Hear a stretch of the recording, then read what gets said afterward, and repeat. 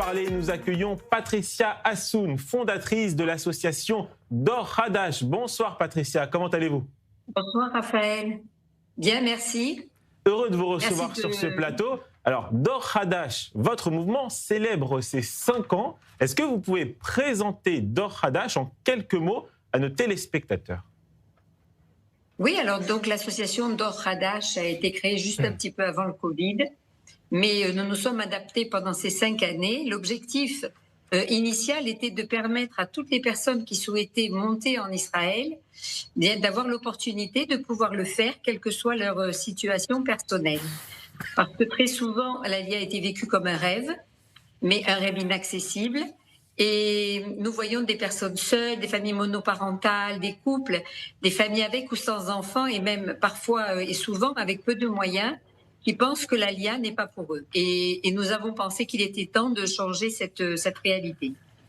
Mais la vie en Israël, elle est quand même très difficile, vous le savez. Est-ce que, on se parle franchement, est-ce que vous vendez du rêve aux personnes qui sont intéressées par l'Aliyah, ou vous êtes honnête avec eux sur la réalité de ce pays, le coût de la vie, l'insécurité? Alors non, vendre du rêve, pas du tout, parce que nous sommes très objectifs justement sur ce qui se passe en Israël, sur la façon dont nous pouvons vivre en Israël, et notre objectif, c'est justement la particularité du programme que nous avons mis en place, c'est de personnaliser l'Aliyah en fonction de chaque famille. Déjà, la priorité, c'est de savoir si les familles ont véritablement envie de monter. Parce qu'avant déjà de savoir si elles en ont les possibilités, il faut qu'au fond d'elles-mêmes, elles soient conscientes de ce que l'Aliyah peut représenter. Donc nous avons réfléchi d'abord à quatre piliers, on va dire essentiels, qui structurent en fait toute une montée en Israël, qui sont le logement, l'intégration, l'éducation et l'emploi. Maintenant, il ne suffit pas de le dire. Il faut que ce soit quelque chose, process, qui se travaille avec les familles elles-mêmes.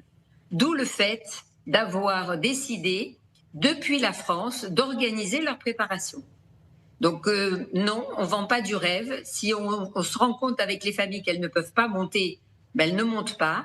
Mais en général, on trouve toujours des solutions pour les accompagner de la meilleure façon possible, Mais Patricia, et pas forcément dans les villes qui nécessitent beaucoup d'argent. Patricia, est-ce que vous sentez aussi qu'il y a eu un tournant depuis le 7 octobre 2023? Est-ce que les demandes sont en hausse, les prises de renseignements sur l'Aliyah? Vous sentez quelque chose qui s'est passé?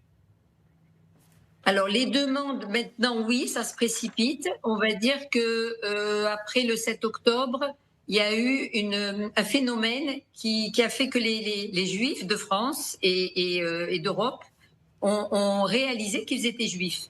Certains avaient oublié dans le confort de la vie quotidienne, eh bien qu'ils étaient comme tout le monde. Et en fait, le 7 octobre a fait tomber tous les masques et il les a mis face à leur réalité.